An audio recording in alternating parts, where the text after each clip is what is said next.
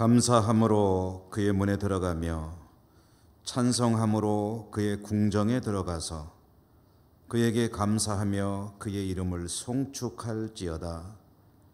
여호와는 선하시니 그의 인자하심이 영원하고 그의 성실하심이 대대에 이르리로다. 아멘. 자비로우신 하나님, 독생자 예수 그리스도 보내주셔서 저희들의 죄를 사하여 주시고 영원한 사망으로부터 구원하여 주신 그 은총을 인하여 진심으로 감사를 드립니다. 주님을 기다리는 대림절 기간이 깊어갈수록 주님을 사모하는 저희들의 마음도 깊어지게 하여 주옵소서. 오늘도 전심으로 올려드리는 저희들의 예배를 기쁘게 받아 주시옵소서. 모든 영광을 성삼위 하나님께만 돌리오며 세상을 구원하시려고 이 땅에 오신 주 예수 그리스도의 이름으로 기원하옵나이다. 아멘.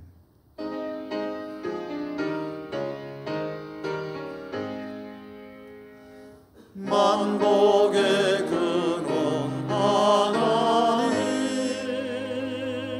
온 백성 찬송 드리고 저 천사여 찬송하세. 찬송 성부 성자 성령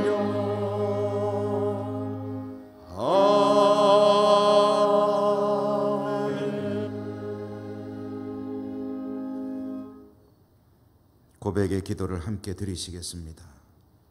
사람의 마음과 행위를 감찰하시는 하나님 아버지, 지난 한 주간의 삶도 돌아보면 하나님 앞에 많이 부족한 것이었음을 고백합니다. 늘 말씀해 주시는 성령님의 음성을 외면할 때 있었고 찬송과 감사보다는 원망과 불평이 더 많았습니다. 구원의 기쁨과 믿음보다 의심할 때 많았고 사랑해야 할 이웃을 사랑하지 못하기도 했습니다. 하나님께 영광을 돌려야 할 이 육신을 가지고 이기적인 욕망의 도구로 사용했습니다.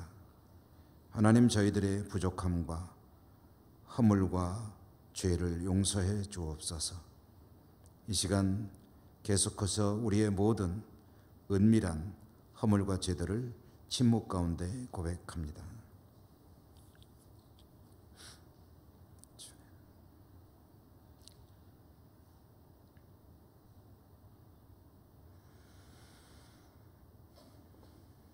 내가 그들의 악행을 사하고 다시는 그 죄를 기억하지 아니하리라. 여호와의 말씀이니라. 아멘. 광야와 메마른 땅이 기뻐하며 사막이 백합화와 같이 피어 즐거워하며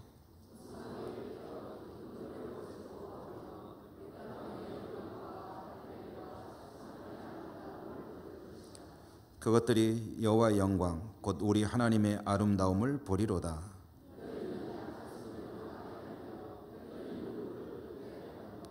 겁내는 자들에게 이르기를 굳세어라, 두려워하지 말라. 보라, 너희 하나님이 오사.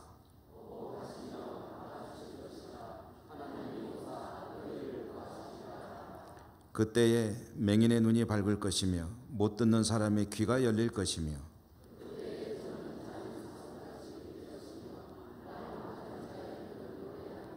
이는 광야에서 물이 솟겠고 사막에서 시내가 흐를 것임이라.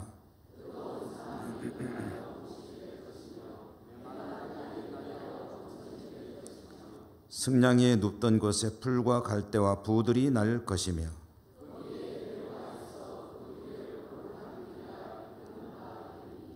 깨끗하지 못한 자는 지나가지 못하겠고 오직 구속함을 입은 자들을 위하여 있게 될 것이라.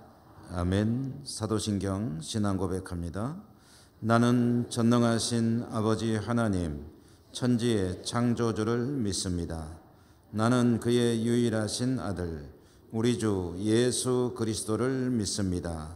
그는 성령으로 잉태되어 동정녀 마리아에게서 나시고 본디오 빌라도에게 고난을 받아 십자가에 못 박혀 죽으시고 장사된 지 사흘 만에 죽은 자 가운데서 다시 살아나셨으며 하늘에 오르시어 전능하신 아버지 하나님 우편에 앉아 계시다가 거기로부터 살아있는 자와 죽은 자를 심판하러 오십니다. 나는 성령을 믿으며 거룩한 공교회와 성도의 교제와 죄를 용서받는 것과 몸의 부활과 영생을 믿습니다. 아멘.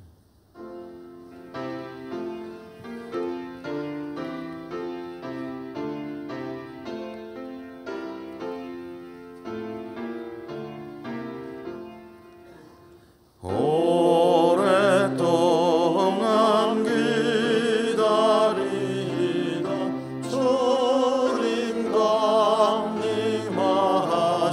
강림하셔서 죄에 매인 백성들을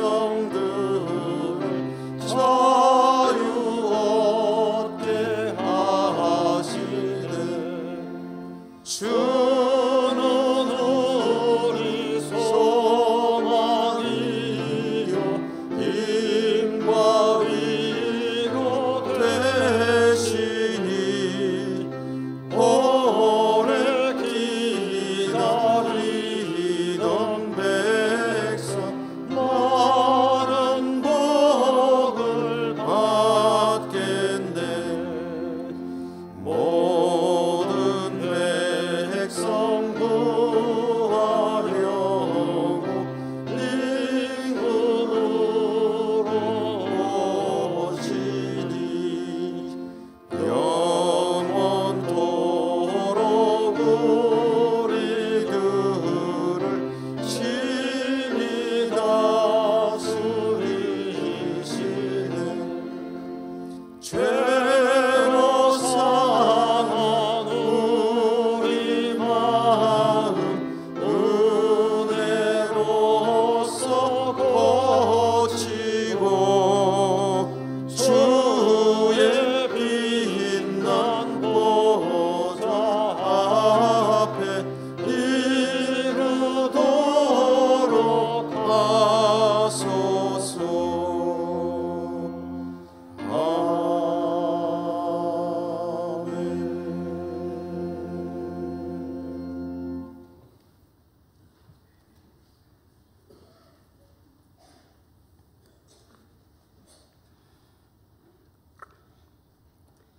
인류의 역사를 주관하시며 이 세상 끝날까지 우리와 함께 하시겠다고 약속하신 하나님, 대강절 셋째 주 주일 예배를 주님께 드려옵나이다.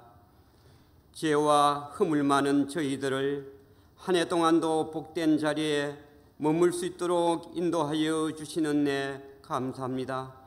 이 시간 지극히 높고 높은 영광 보좌에 계신 주님을 찬양하며 성삼위 하나님께 경배와 영광을 드립니다. 한 해의 끝자락에 서선 우리 모두가 몇 날만이라도 그리스도 빛을 증거하며 부끄럽지 않은 온전한 마음과 신실한 삶을 살 수 있도록 인도하여 주시옵소서. 주님, 이 나라 이 민족을 사랑하여 주시옵소서. 정치적으로 혼란의 늪에서 헤어나지 못하고 서로 국민들을 위한다고 하면서 사리사욕의 물불을 가리지 않고 법을 어기고 시기와 질투로 투쟁의 연속으로 온통 나라가 혼란에 빠져 있습니다. 잘못을 저지르고도 자기가 합당한 것인 위선으로 가득한 이 정치권입니다.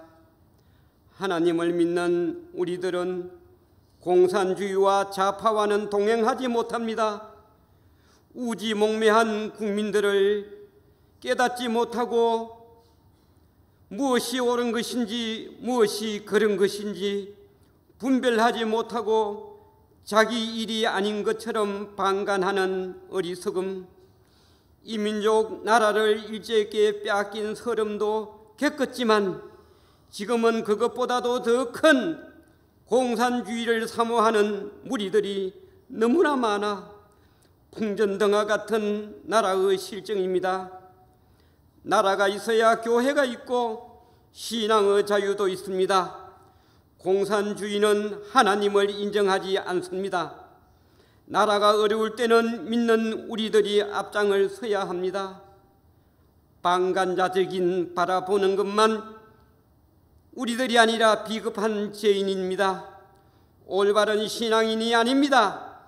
나라가 있어야 또한 우리가 있고 나라를 사랑하지 않는 자 진정한 신앙인이 아닌 줄 압니다. 이 나라가 남북 분단으로 갈려 서로 불신하며 적대시하며 총뿌리를 겨누고 있는 이 민족의 아픔 주님 거두어 주시옵소서. 북녘 땅에도 하루속히 신앙의 자유가 있는 봄의 계절이 오기를 바랍니다. 이 시간 추운 날씨에도 전후방 각지에서 국토방위에 수고하는 우리 국군 장병들 어려움에 달하지 않도록 도와주시고 휴전선 155마일은 성령의 힘으로 넘어가지기를 원합니다.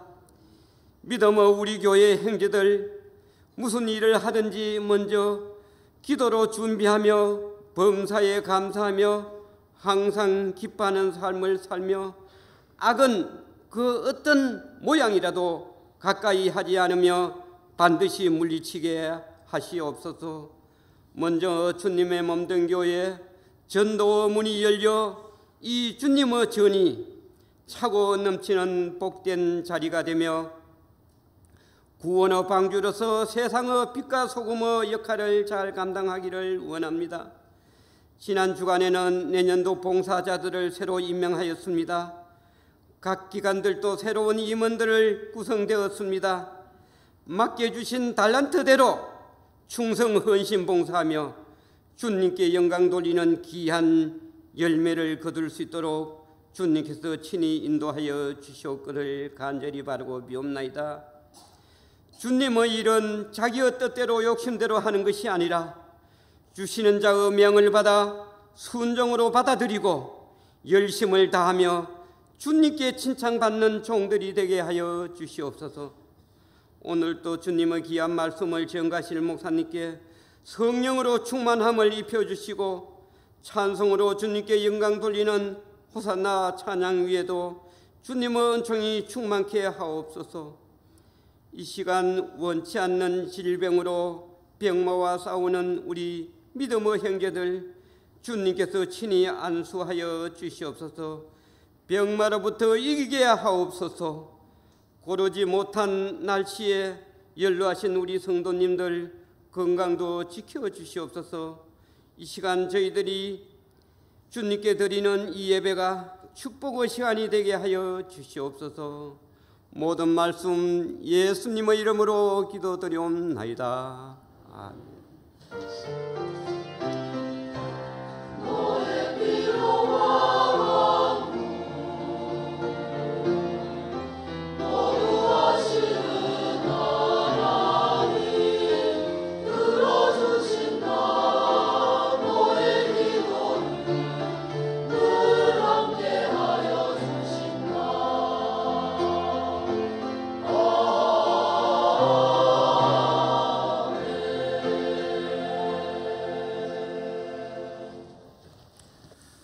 오늘 하나님께서 주시는 말씀을 봉독하겠습니다.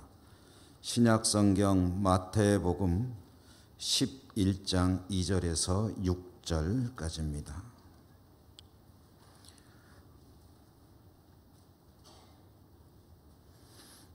요한이 옥에서 그리스도께서 하신 일을 듣고 제자들을 보내어 예수께 여짜오되 오실 그이가 당신이 오니이까 우리가 다른 일을 기다리오리이까. 예수께서 대답하여 이르시되 너희가 가서 듣고 보는 것을 요한에게 알리되 맹인이 보며 못 걷는 사람이 걸으며 나병 환자가 깨끗함을 받으며 못 듣는 자가 들으며 죽은 자가 살아나며 가난한 자에게 복음이 전파된다 하라. 누구든지 나로 말미암아 실족하지 아니하는 자는 복이 있도다 하시니라. 아멘.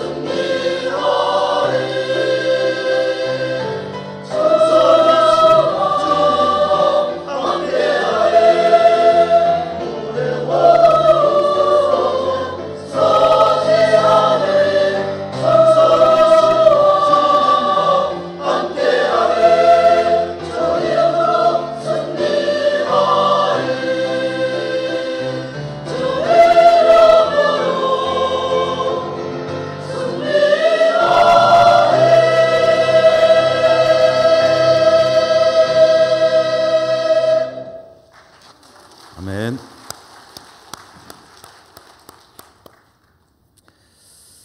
오늘도 주님께서 은혜 주시기를 원합니다. 오늘 대림절 셋째 주일에 실족하지 않으려면 제목으로 말씀 전해드립니다.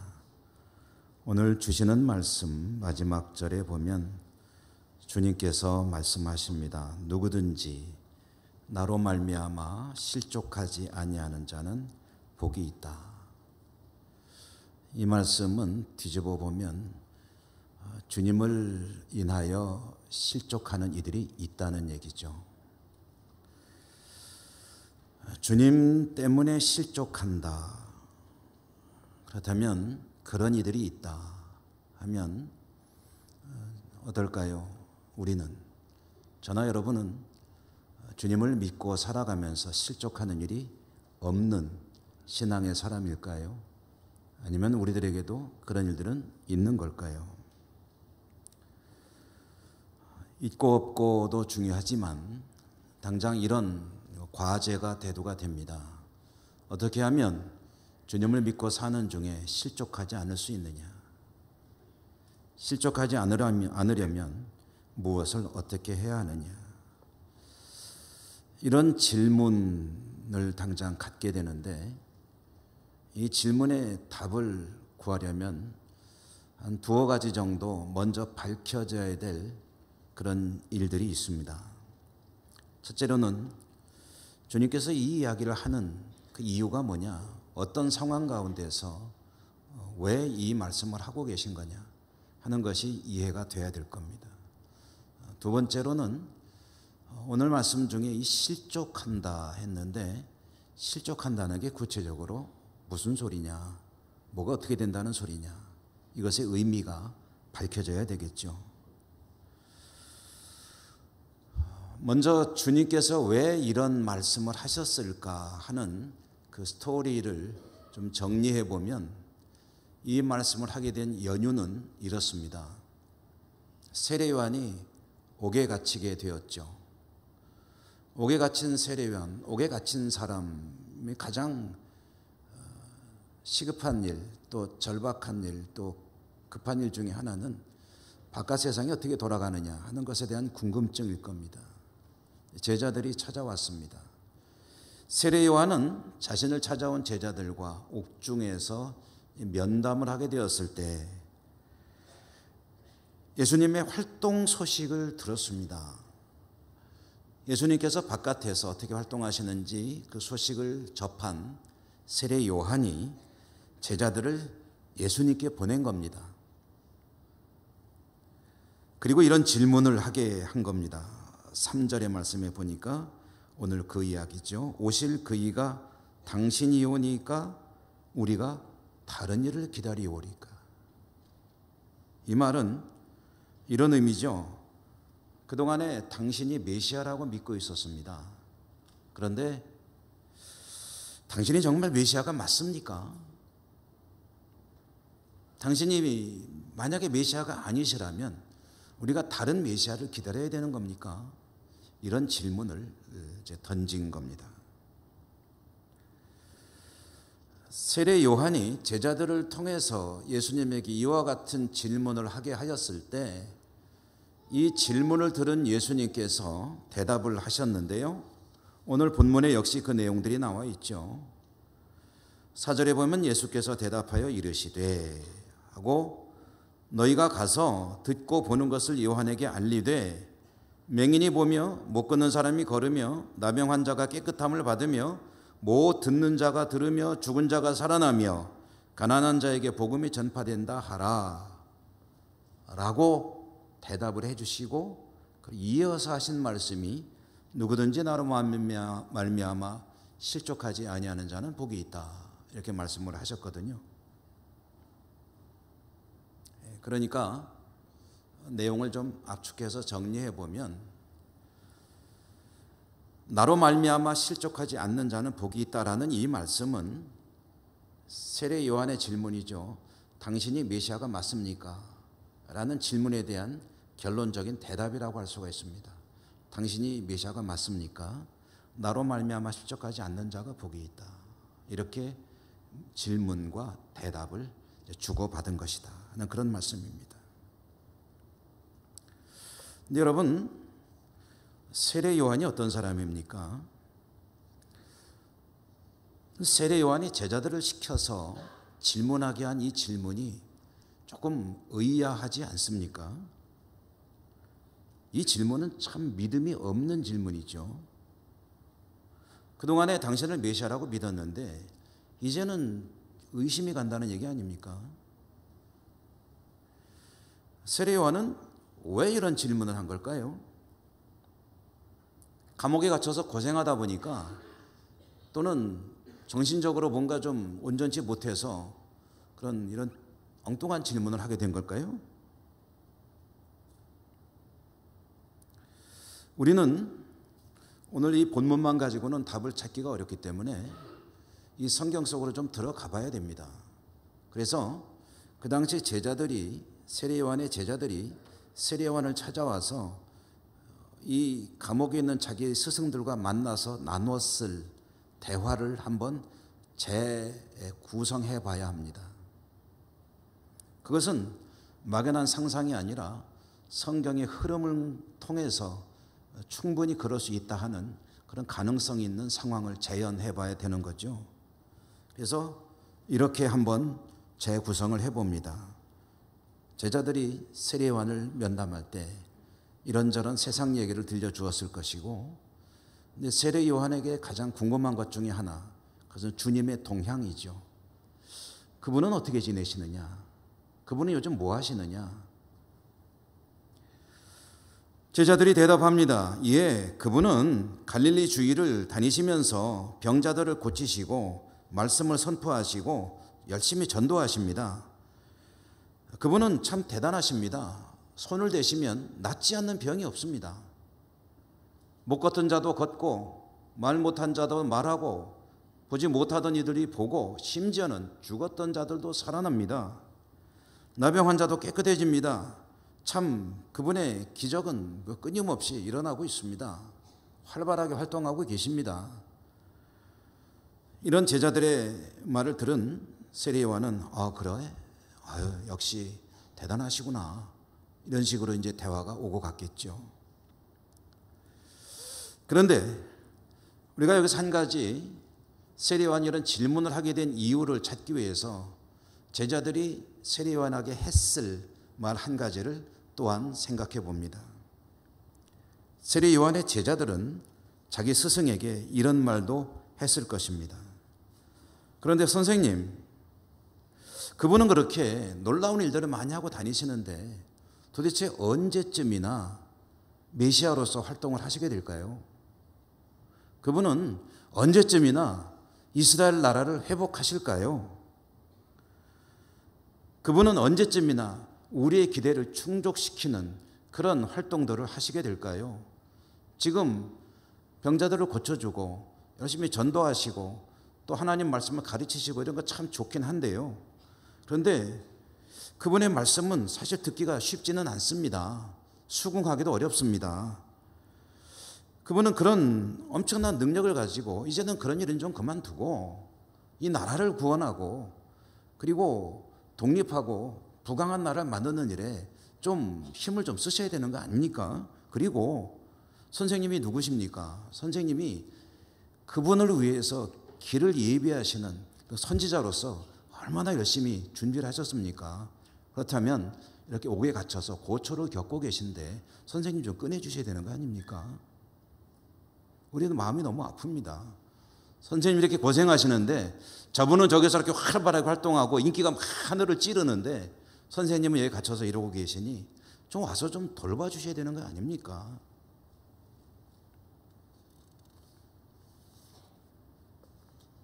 이것은 제자들의 마음속에 있었을 그런 이야기입니다. 얼마든지 그럴 수 있는 그런 생각들이고 말들이죠.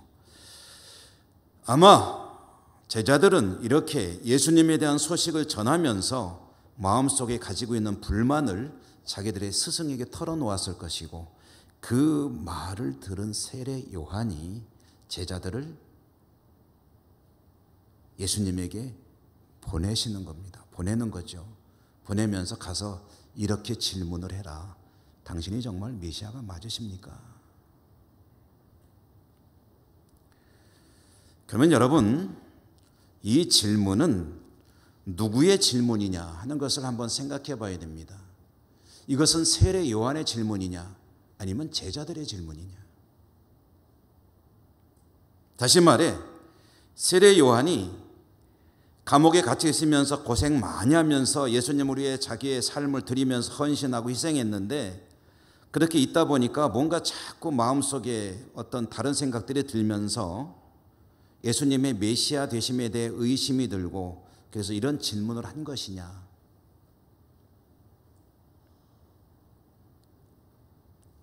그것은 그렇지 않습니다. 세례 요한은 예수님의 메시아 되심에 대해서 의문을 가지거나 의심을 하지 않았습니다. 그건 어떻게 할 수 있느냐? 오늘 우리가 읽은 이 말씀, 6절까지 읽은 이 말씀의 뒤에 이어지는 말씀을 보면은 예수님이 세례 요한을 칭찬하는 장면이 이어집니다. 칭찬하는 내용이 무엇입니까? 세례 요한의 믿음을 칭찬합니다. 뭐라고 칭찬합니까? 지금까지 이 땅에 살았던 어떤 사람보다도 세례 요한의 믿음이 위대하다. 그는 지금까지 이 땅에 존재했던 어떤 사람보다도 위대한 믿음을 가진 사람이다 라고 극찬을 했습니다.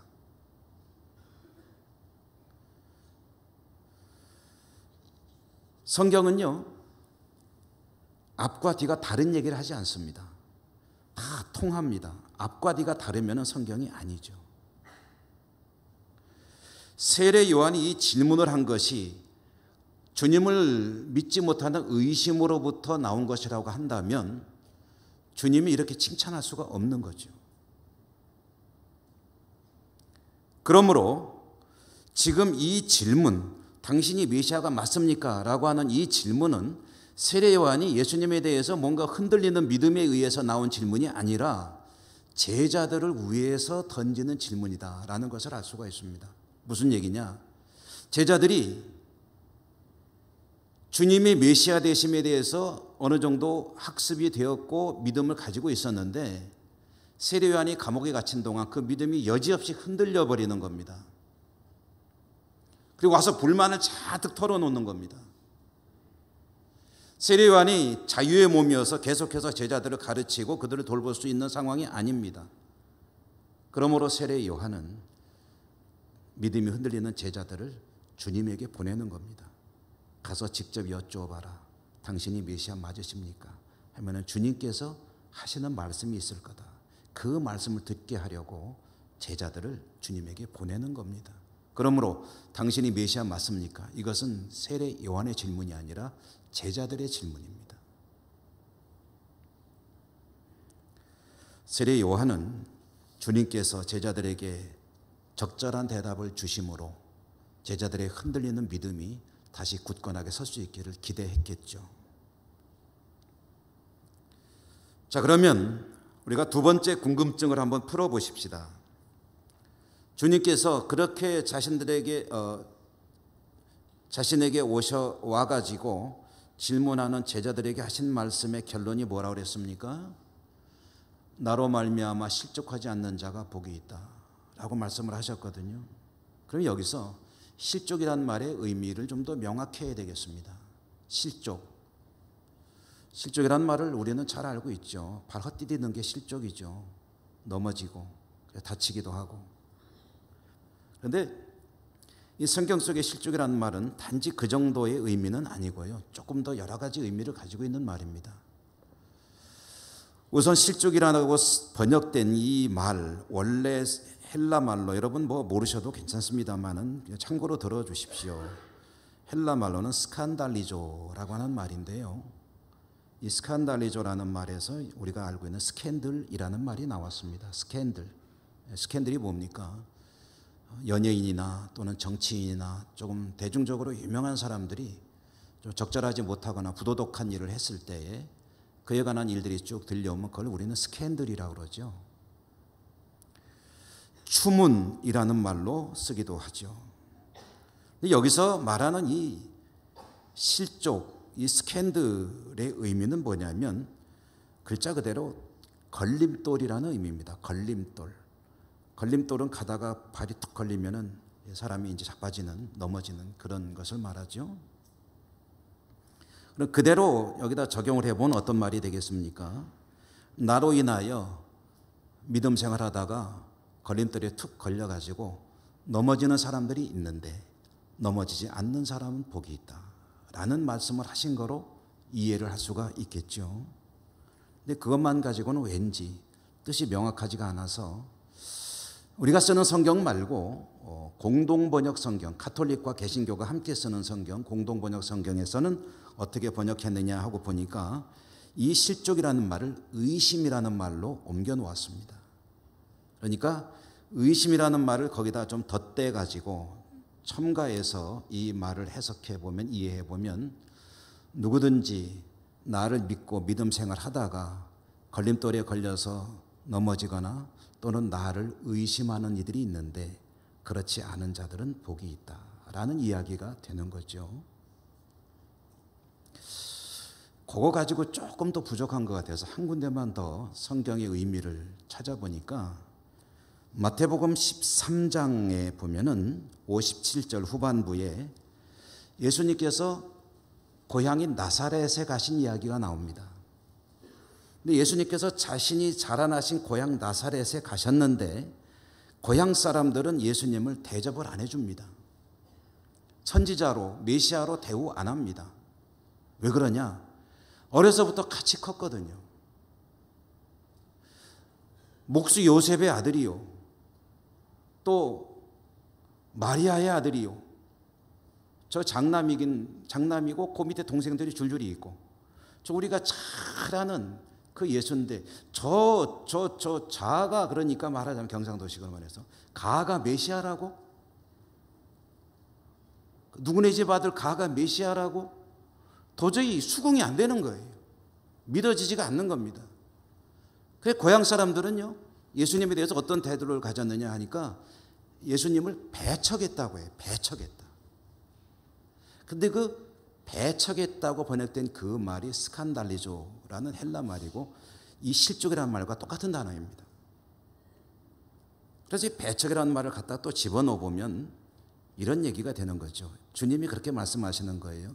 누구든지 나를 믿는 믿음 생활 하다가 무슨 일이 있어가지고 걸림돌에 만나서 걸려서 넘어지거나 나를 의심하거나 또는 그러다가 나를 배척하지 않는 그런 이들이 있는데, 그렇지 않는다면 참 복이 있는 것이다 라는 이야기를 하신 거죠. 나로 인하여, 즉 예수님을 메시아라고 나의 구주라고 믿고 살다가 뭔가 신앙의 걸림돌을 턱 만나더니 거기에 여지없이 걸려 넘어지기도 하고 비틀거리기도 하고, 그리고 그러다 보니까 예수님에 대해서 의심을 갖게 되고, 의심을 가지다 보니까 예수님을 아예 배척하는 그런 상황까지 가는 이들이 있는데, 나를 믿다가 그런 상황으로 가지 않는 자들이 있다면 그는 참으로 복된 사람이다 라고 이야기를 하시던 거예요. 여러분, 이제 상황이 좀 풀리죠. 세례 요한이 제자들을 보내서 당신이 메시아 맞으십니까? 라고 질문을 하게 했을 때 제자들이 지금 그와 같은 상황에 빠져 있는데 예수님은 대답을 하시는 거죠.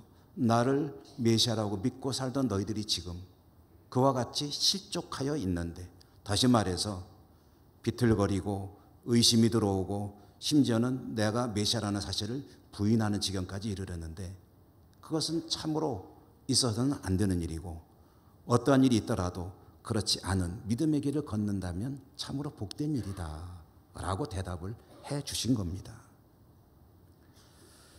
세례 요한의 제자들이 신앙훈련을 제대로 못 받았을까? 아닙니다. 세례 요한으로부터 얼마나 단단하게 교육을 받았을까요? 귀에 못이 박히게 들었을 겁니다. 예수님이 저쪽에 가실 때 세례 요한이 가리키면서 뭐라고 그랬습니까? 보라, 세상 죄를 지고 가는 하나님의 어린 양이로다. 이 말을 그냥 괜히 지어낸 말이 아니에요. 이것은 구약 성경에 계시된 메시아에 대한 표현을 갖다가 쓴 겁니다. 저분이 메시아라고 이 얘기하는 거예요. 그래도 선생님도 대단하신 분 아니십니까? 아니다, 그런 말 하지 마라. 나는 그분의 신발끈을 풀 자격조차 없는 그런 미미한 존재고, 저분은 너무나도 고귀하신 하나님의 아들 이 땅에 오신 메시아이시다. 이 이야기를 계속 가르치셨죠. 그런데 그렇게 교육을 단단히 받았던 세례 요한의 제자들이 무엇을 보고? 예수님을 보고, 예수님 보니까 자꾸 흔들리는 거예요. 왜 그런 생각이 들었겠습니까? 역시 어렵지 않게 우리는 그 이유를 알 수가 있습니다. 지금 저렇게 돌아다니면서 병자도 고치고 전도도 하고 다 좋아요, 좋으신데 언제까지 저러고 다닐 거냐는 거죠. 이제 더 중요한 일, 더 큰 해야 될 거 아닙니까? 빨리 예루살렘에 가셔가지고 이스라엘의 왕도 되시고 이 나라를 부강한 나라로 만드시고 독립도 이루시고, 그리고 감옥에 갇혀있는 우리 선생님도 좀 꺼내주시고, 이런 문제 좀 해결해 줘야 될 거 아닙니까? 그런 일에는 신경도 안 쓰고 그저 돌아다니면서 맨날 세일이나 주인하고 밥이나 먹고, 뭐 하는 겁니까 지금? 자신들이 기대하는 메시아가 아닌 것 같습니다. 의심의 뭉게구름이 뭉게 가슴속에 피어나고 밀려옵니다. 자꾸 메시아라고 인정하고 싶지 않은 생각들이 이 안에서 뭉클뭉클 치밀어 오르는 겁니다. 고향 나사렛 사람들도 그러니까 배척한 것 아니었습니까? 그런 그들을 향해서 주님께서 들려주신 말씀 다시 한번 좀 풀어서 이야기해 볼까요? 지금 너희들이 듣고 보고 있는 내 일, 내가 하고 있는 이 일들이 바로 이 땅에 온 메시아가 해야 할 일이다. 나는 메시아로서 할 일을 꾸준히 하고 있는 것이다. 그렇게 내가 메시아로서 활동하고 있는 일들을 보고 그대로 받아들이지 못하고 오히려 자기 생각에 사로잡혀 메시아를 알아보지 못할 뿐 아니라 믿음이 흔들리고 결국 의심하고 배척하는 자들이 많은데, 너희들도 지금 그 길로 가려고 하고 있는데 그렇게 되지 않는다면 너희들도 그렇거니와 나를 바라보고 그렇게 되지 않는 이들이 있다면 그게 참으로 복된 것이란다.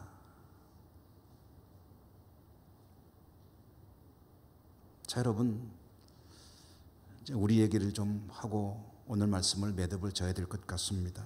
우리는 어떨까요? 주님을 나의 구주라고 믿고 고백하고 충성하고 헌신하고 의지하며 오늘도 이렇게 예배도 드리고 기도도 하고 또 주님의 뜻을 구하며 살려고 애쓰고 살아가는 우리들, 간혹 주님을 향해 뭔가 의문을 제기하고 싶을 때가 있지는 않은지요? 주님이 정말 나의 주님이십니까? 나를 사랑하십니까? 나를 구원하십니까? 라는 의심이 들 때가 혹시 있으시다면 어떤 때 그런 생각이 들까요? 나에게 해 주셔야 될 일이 있고 내가 올려드리는 내 기도에 응답하시고 역사하셔야 되고 내 삶의 문제들이 이와 같이 중첩되어 있는데 그런 것들에 대해서는 별로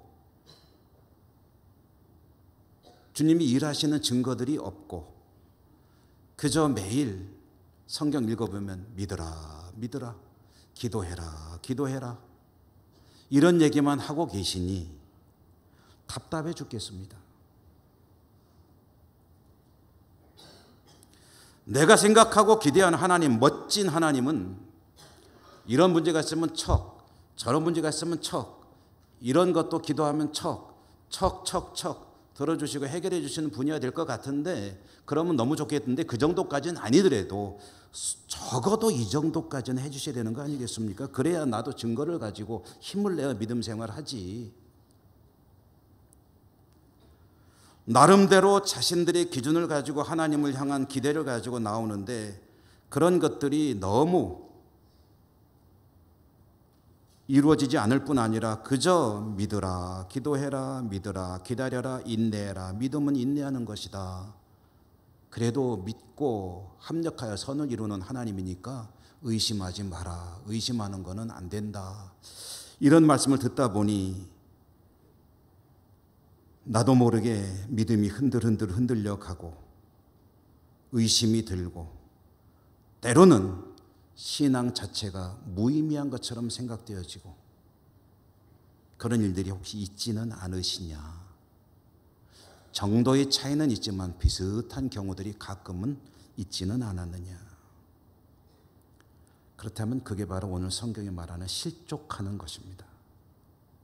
실족하지는 않았다 해도 실족의 입구로 들어서고 있는 것입니다. 여러분, 우리는 주님을 얼마나 알고 있는 걸까요? 우리가 알고 있는 주님의 모습이 얼마나 되는 걸까요?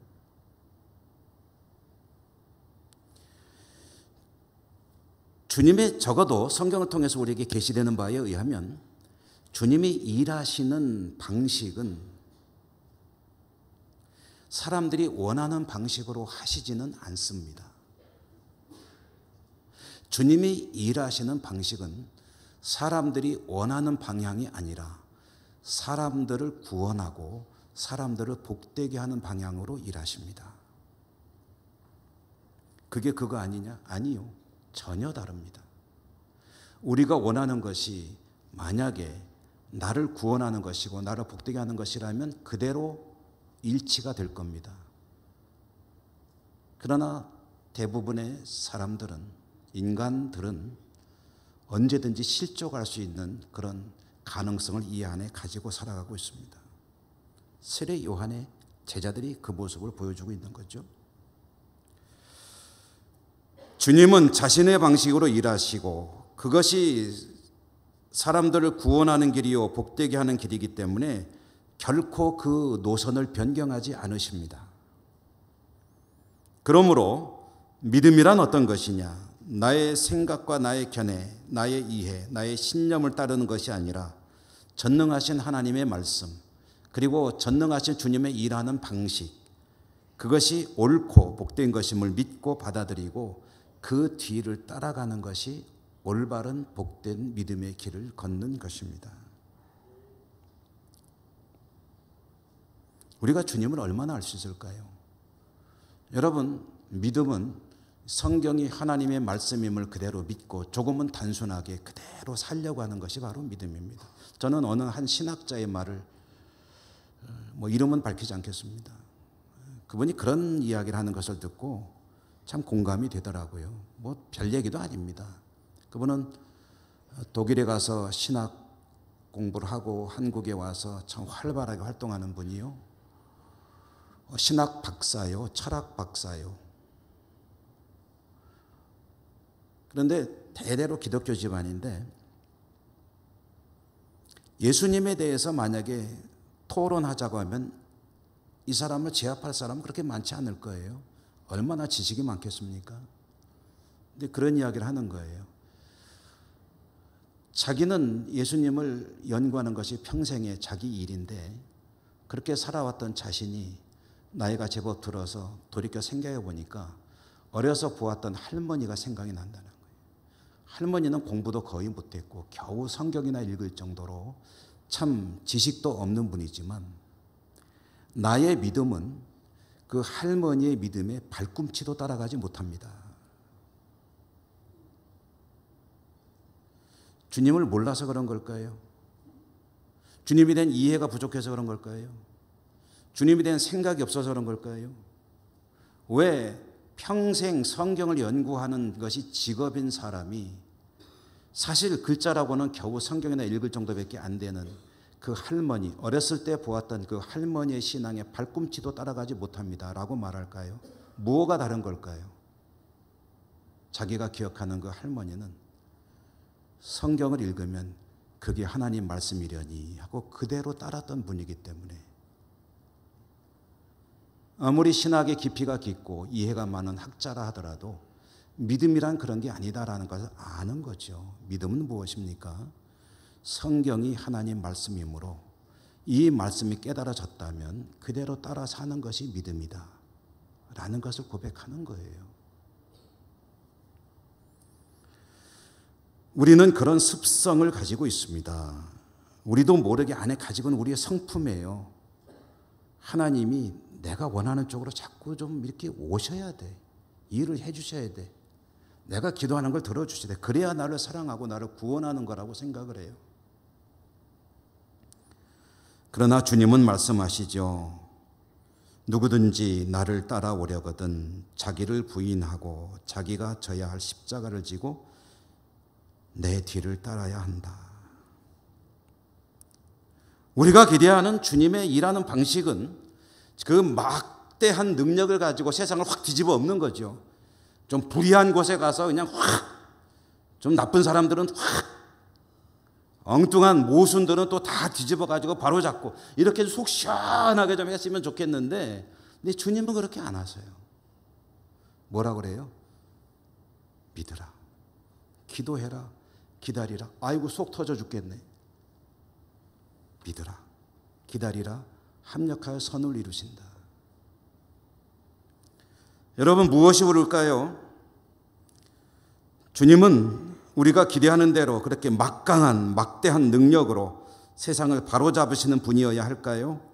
아니면 묵묵히 십자가를 지고 죽으셨을 뿐 아니라 자신의 길을 걸어가는 그런 주님이어야 할까요? 주님의 말씀보다 나의 생각이 앞설 때 그것이 실족으로 가는 길목입니다.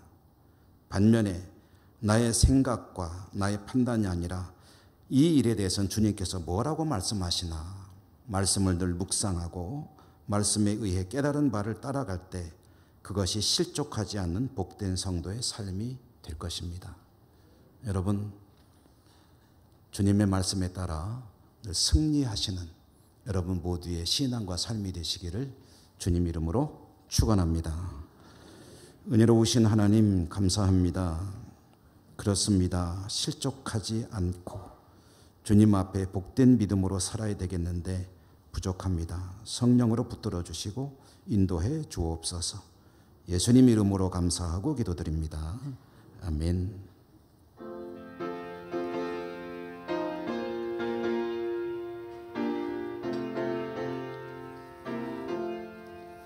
날 대속하신 예수께 내 생명 모두 드리니 늘 진실하게 하소서.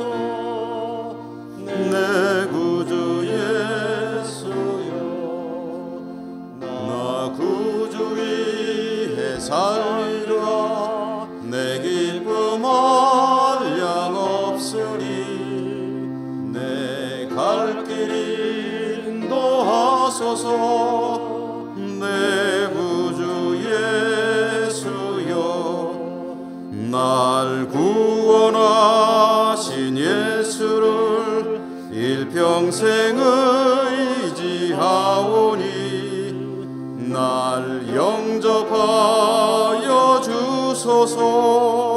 내 구주 예수여, 나 구주 위에 살리라. 내 기쁨 한량 없으리. 내 갈 길 인도하소서. 내 구주 예수여, 주 십자가에 달리사 날 자유하게 했으니 내 몸과 마음을 주 위에 다쓰게 하소서. 나 구주 위에 살리라. 내 기쁨 한량 없으리. 내 갈 길 인도하소서. 내 구주 예수여.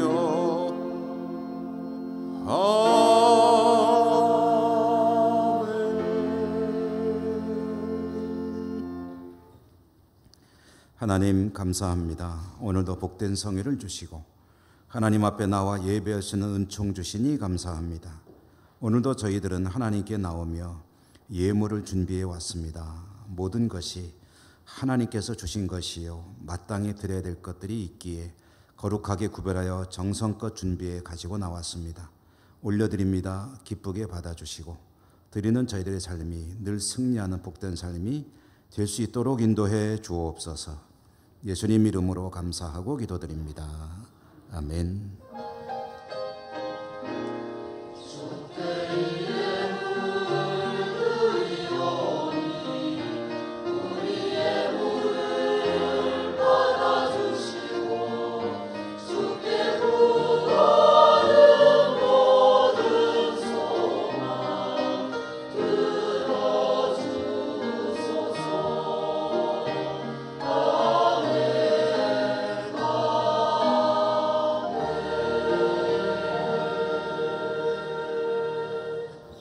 교회 소식입니다. 오늘은 교회력상 대림절 셋째 주일 지나고 있습니다. 다음 주일 오후 찬양 예배에는 성탄 찬양 예배로 올려지게 됩니다. 원래회 2부 예배 후 바울회와 1, 2 권사회와 교육위원회 모임 보시고 해당되시는 분들이 잘 찾아가시기 바랍니다. 영주노예 여전도연합회 제16회 지회장 및 서기회계교육 세미나가 12월 17일 오전 10시 반부터 풍기 성내교회에서 있는데 교회에서는 9시 반에 출발합니다. 해당되시는 분들 역시 관심을 가져주시기 바랍니다. 예천군 기독교연합회 정기총회 12월 17일 화요일 오전 11시 우리 교회 고등부실에서 있습니다. 새가족 성경공부 수료식 다음 주일 오후 찬양 예배 시 있겠고요. 수료하신 분들은 다음 주일 오후 1시 40분까지 새 가족실로 와주십사 하는 광고입니다. 중식을 위해서 일여전도에 수고해 주심에 감사드립니다. 각 부서는 회계장부, 통장과 영수증철 등을 첨부하여 가지고 12월 22일까지 사무실로 제출해 주시기 바랍니다. 2020년 교회 달력 한 부씩 가져가시기 바랍니다. 한 가정당 한 부입니다. 2020년 중보기도 사역으로 헌신하실 분들을 오늘까지 모집합니다. 사무실로 신청 바랍니다. 성지답사에 관한 광고 한 번 더 드립니다. 주보 내용을 보시고 관심 있으신 분들은 사무실로 또는 목회자들에게 질문해 주시기 바라고요. 다음 주일 오후 찬양 예배 후에 신청하신 분들은 새가족실에서 모여서 잠시 안내 모임을 갖도록 하겠습니다. 영주노예 장로회 총회가 있었는데요. 우리 교회에서는 김장호 장로님 부회장으로 권세문 장로님 협동총무로 노예 장로회를 섬기게 되었습니다. 수고 많으시겠습니다. 2020년 학년도 예천 사랑 어린이집과 대심조공 어린이집 원아들을 모집하고 있습니다. 여러분께서 많이 도와주시면 고맙겠습니다. 대심조공 어린이집은 4년 연속으로 상을 받았다는 소식도 참고해 주시기 바랍니다. 기부금 명세서 발급을 원하시는 분은 사무실로 신청해 주시기 바랍니다. 할렐루야 찬양대 최경자 권사님 추가로 임명합니다. 이름이 누락이 되어 있었습니다. 이종순 명예집사님 권병원에 입원해 계시고 지난 주간에 광고 드렸습니다마는 유저무 명예집사님 별세하여서 장례하였습니다. 우리 곁에 계신 분들하고 사랑의 교제 인사 나누시겠습니다. 사랑합니다. 축복합니다. 늘 승리하시기 바랍니다.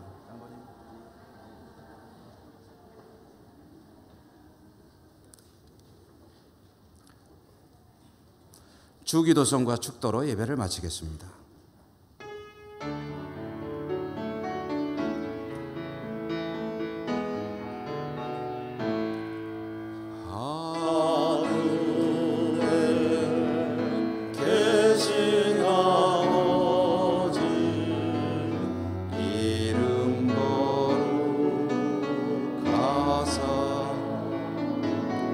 주님 나라 임하시고 뜻이 이루어지이다.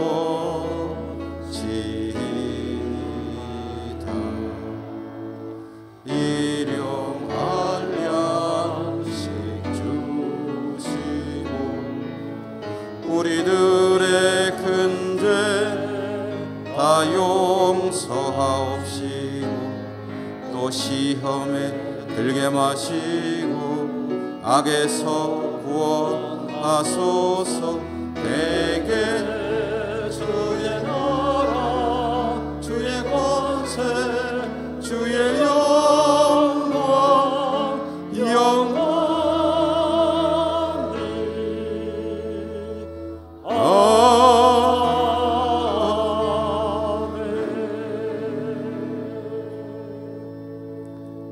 자비로우신 하나님, 손을 들고 기도합니다.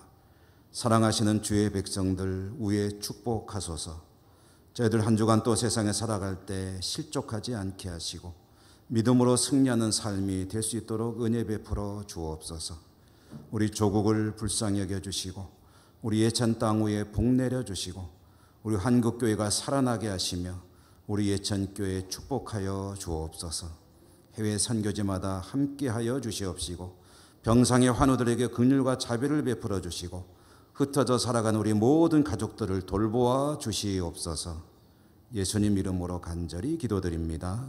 아멘. 주 예수 그리스도의 은혜와 하나님 사랑과 성령의 교통하심이 주의 백성들 머리머리 위에와 모든 소원과 삶의 자리 위에 항상 함께 하시옵기를 축원하옵나이다. 아멘.